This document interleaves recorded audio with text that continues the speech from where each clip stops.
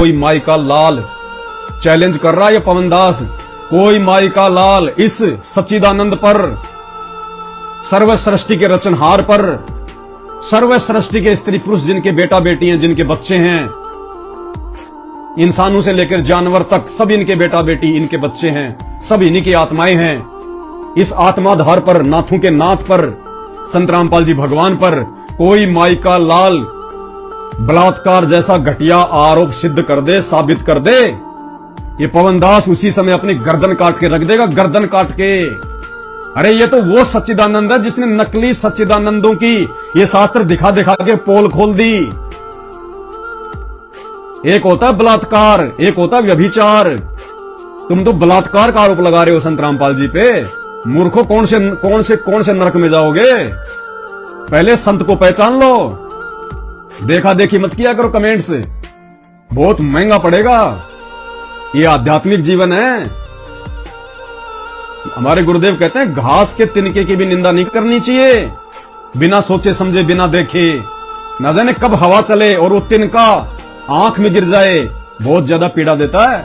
तुम तो परम संत की निंदा कर रहे हो बिना सोचे समझे, बिना उनके विचार सुने, बिना उनके सत्संग सुने। किसी भी महापुरुष के विषय में यदि पहले जानना है तो पहले उसका जीवन चरित्र देख लो, उसके विचार सुनो। कहते हैं मालिक की वाणी है, साधु शब्दा परखिए। साधु जो होता है ना, संत, उसकी पहचान उसके शब्दों से करनी चाहिए, उसके सत्संगों से करनी चाहिए, उसके प्रवचन से करनी चाहिए, उसके विचारों से करनी चाहिए, उसके द्वारा लिखित साहित्य से करनी चाहिए। साधु शब्दा परखिए। और दुख पड़े घरनार, घर की औरत को उस समय जो है वो परखना चाहिए जब आपके घर पे कोई आपत्ति आ जाए, कोई संकट आ जाए। उस समय एक स्त्री की पहचान होती है, वो कितना अपने पति का साथ देती है या उठा के सामान मायके की तरफ वो दौड़ देती है। तो कहते हैं साधु शब्दा परखिए, दुख पड़े घरनार। और सूरवीर जब जानिए, जब रण बाजे तलवार। योद्धा, सूरवीर, उसकी पहचान युद्ध के क्षेत्र में होती है, जब दोनों आमने सामने जब सेनाएं होती हैं। और जो सूरवीर होता है वो अपना अंग अंग कटवा लेगा, लेकिन मैदान छोड़ के नहीं भागता। और जो मैदान छोड़ के पीठ दिखा के भाग जाए वो सूरवीर नहीं, वो कायर होता है, कायर। तो पहले संत रामपाल जी के विषय में जान लो, पहचान लो इनको, इनके सत्संग सुन लो। हवा में तीर मारना छोड़ दो, बहुत महंगे पड़ेंगे।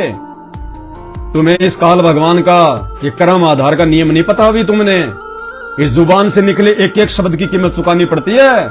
जुबान से निकले हुए शब्द तो छोड़ दो, मन, कर्म और वचन से भी यदि तुमने किसी का बुरा सोच लिया, किसी की निंदा कर दी, तुमने किसी की चुगली कर दी, वो उसका भोग भोगना पड़ता है, बहुत भयंकर।